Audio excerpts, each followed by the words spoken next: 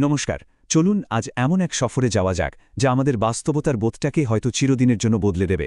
আর এই সফরে আমাদের পথ দেখাবে পদার্থবিজ্ঞানী কার্লো রোভেলির অসাধারণ বই দি অর্ডার অফ টাইম। চলুন সময়ের এই গভীর রহস্যে একসঙ্গে ডুব দেওয়া যাক।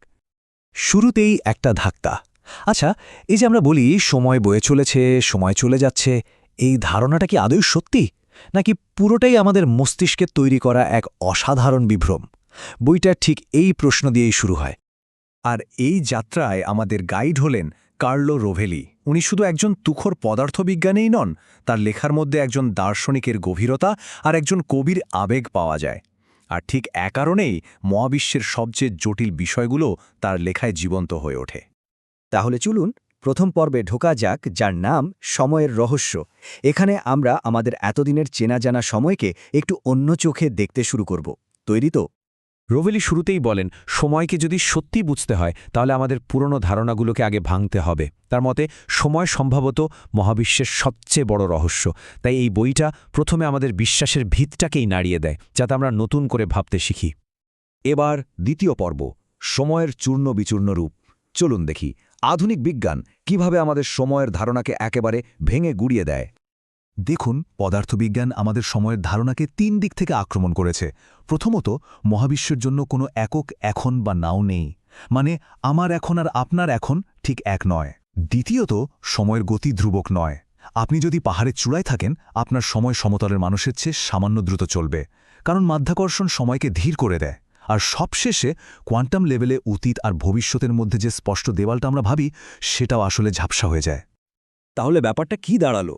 একদিকে আমাদের সাধারণ অভিজ্ঞতা যা বলে সময় একটা নদীর স্রোতের মতো সোজা বয়ে চলেছে, আর অন্যদিকে আছে ফিজিক্সের কঠিন বাস্তবতা যা বলছে সময় আপেক্ষিক, পরিবর্তনশীল, আর স্থানভেদে এর গতিও আলাদা। আমাদের অনুভূতি আর মহাবিশ্বের মূল সত্যের মধ্যে ফারাকটা এখানে। পুরনো ধারণাগুলো তো ভাঙা হলো।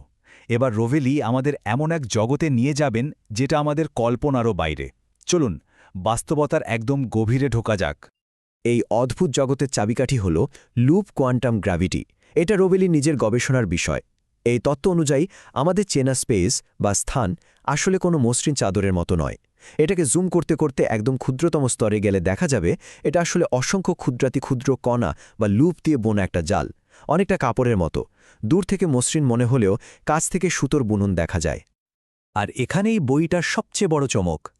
বাস্তবতার এই মৌলিক স্তরে ফিজিক্সের যে মূল সমীকরণগুলো আছে, সেখান থেকে সময় বা টাইম ভ্যারিয়েবলটাই উধাও হয়ে যায়। হ্যাঁ, ঠিকই শুনছেন, মহাবিশ্বের মূল কাঠামোতে সময়ের কোনো অস্তিত্বই নেই।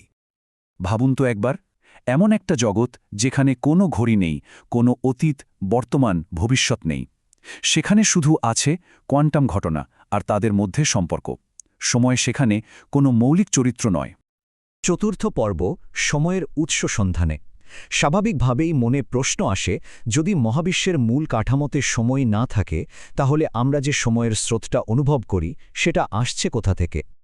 এই প্রশ্নটাই আসলে কোয়ান্টাম ফিজিক্স আর আমাদের দৈনন্দিন অভিজ্ঞতার মধ্যে একটা সেতু তৈরি করে। আর এর উত্তরটা কিন্তু বেশ অবাক করার মতো। উত্তরটা লুকিয়ে আছে একটা শব্দে, এনট্রপি। সহজ কথায় এনট্রপি মানে হল বিশৃঙ্খলা। থার্মোডাইনামিক্সের নিয়ম অনুযায়ী এই মহাবিশ্বে বিশৃঙ্খলা সবসময় বাড়ছে।